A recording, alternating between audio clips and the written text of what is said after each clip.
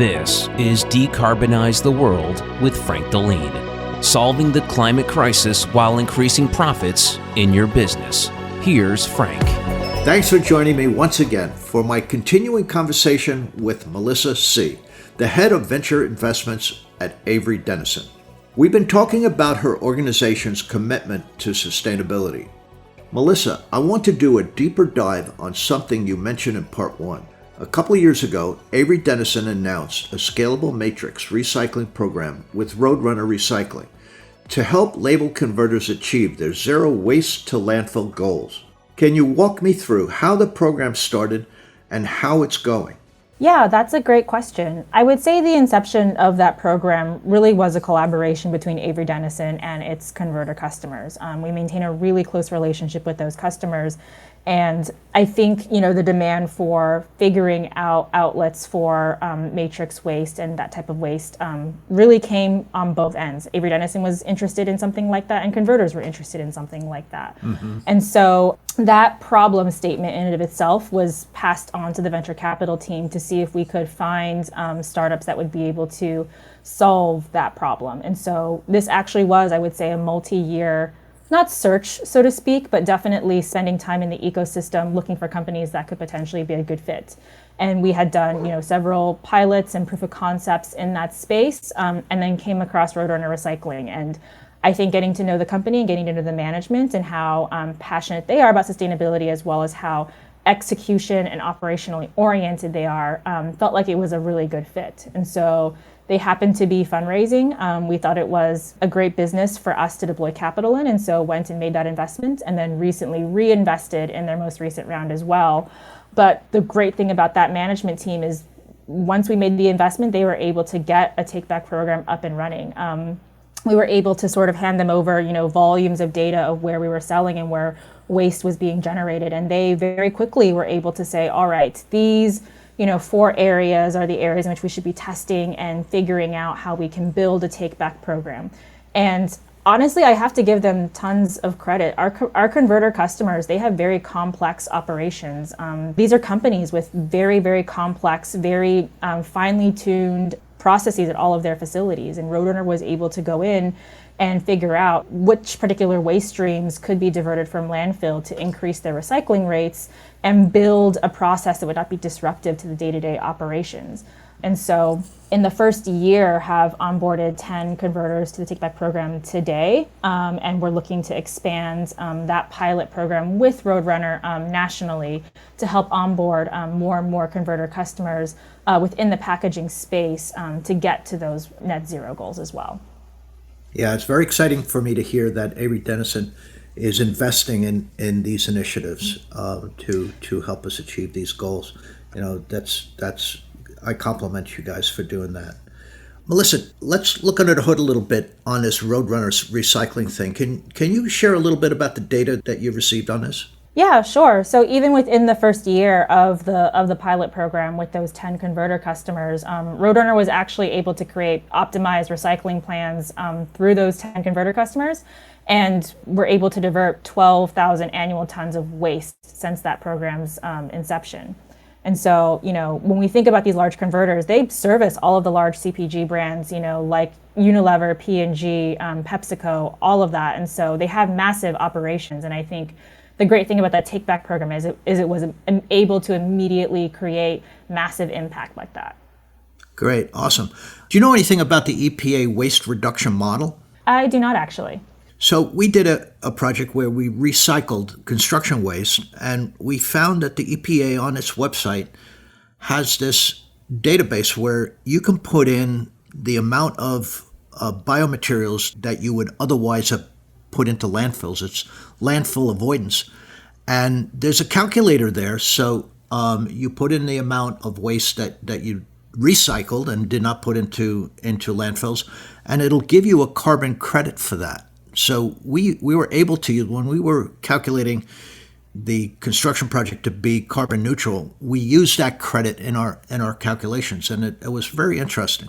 Frank, that is the coolest thing I've learned today. I'm not kidding. And that is something I'm going to immediately email to the Roadrunner CEO to see if we're doing that with our converter customers. Great. Awesome. We learn from each other, right? Yeah, no, exactly. That's really great to know.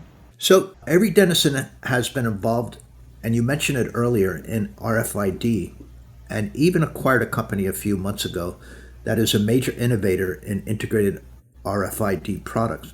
For the uninitiated, what is RFID and how can it play a role in sustainability efforts? Yeah, that's a great question. So, RFID is a radio frequency technology. And so, that particular product is within what we call our intelligent labels portfolio.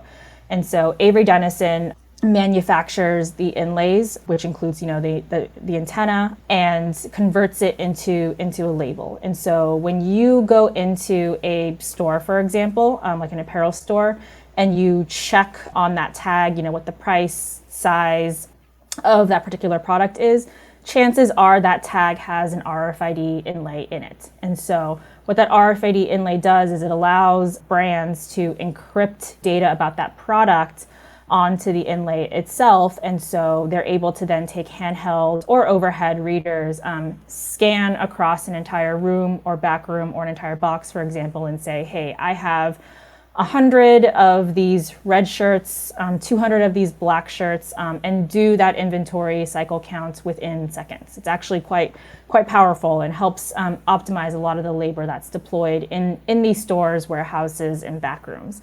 The interesting thing about RFID and the interesting thing about Avery Dennison and where it sits in the value chain for a lot of industries is we oftentimes work both upstream and downstream, whether it's apparel or food and beverage, all of that stuff, or grocery even.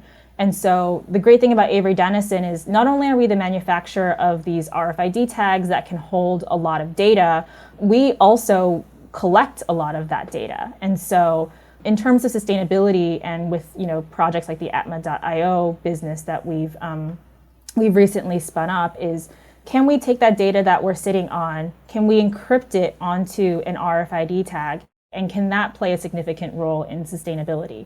And so, for example, if we can do RFID labeling at the point of manufacture, whether it's a t-shirt, a bottle of milk, or name XYZ product that can have a sustainable story, can that RFID tag or that intelligent label follow that product throughout the entire supply chain and provide use cases that enable better sustainability? So for example, whenever that product is scanned, can it provide the carbon footprint of that particular product to a regulatory body?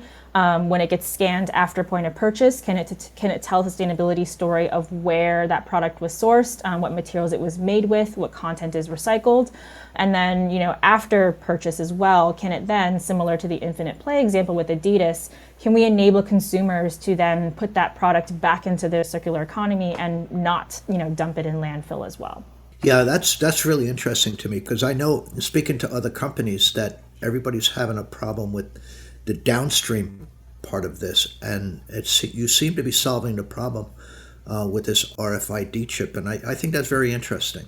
Yeah, I think the great thing about RFID is there's already mainstream adoption in really big industries like apparel. And so for us on the ventures team, and also for our business units at Avery Dennison, is how do we take the learnings that we have from apparel, where the technology is already used all the time, from point of manufacture to stores? How do we take those learnings and then deploy that into other areas as well, like food and CPG or food and beverage, or even in industrial, verticals as well? Excellent. So just in case we missed something here, can you talk to me about what other bigger sustainability initiatives that Avery Dennison has rolled out? Or are you able to talk about things that you are planning to roll out in the future? Our sustainability strategy is pretty multifaceted. And so for us, we look at it in sort of three big categories. And so the first is technologies that we want to deploy in the materials space itself. So are there new products, whether it's working internally with our R&D teams or externally with startups or other large corporations, are there materials that are either biodegradable, compostable, or lightweighting of plastic even, or other types of technologies on the materials side that can enable recyclability?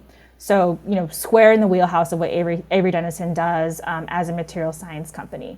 And then I think the second piece is doing significant work in recycling technologies. We're not a recycler, but we do think that where we sit, especially in sort of the overall packaging value chain, we are a significant thought leader and do have a lot of that expertise as to what recycling technologies could potentially enable better recycling and upcycling. And so can we make investments and do partnerships alongside other partners within the supply chain on new and upcoming recycling technologies? And we do have several partnerships in that space, and I think we'll continue to deploy capital in that space as well.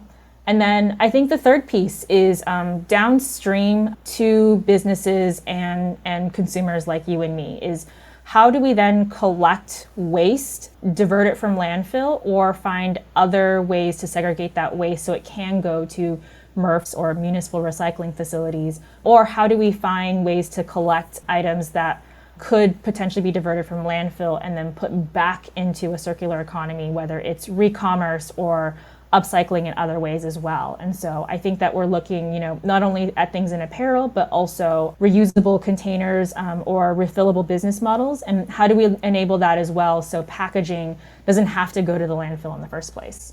Great. I'm really impressed by the initiatives that you guys are doing. You guys are a role model for other corporations, and I'm just hoping that other leaders would listen to this podcast, hear what you guys are doing, and follow your lead on these things.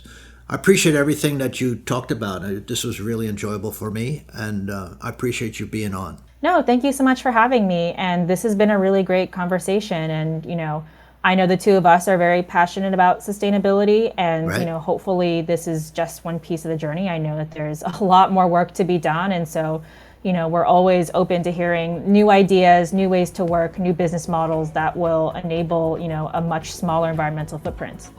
Great. Awesome. Thank you very much. Thanks so much, Frank. You're welcome. Her name is Melissa Tse, and that's it for another episode of Decarbonizing the World. I hope you enjoyed the show, and if you did, make sure you take a second to subscribe so you automatically get my new shows when they drop. Also, if you have a minute, I'd love if you left me a review so more folks like yourself can discover the show. Until next time, take care.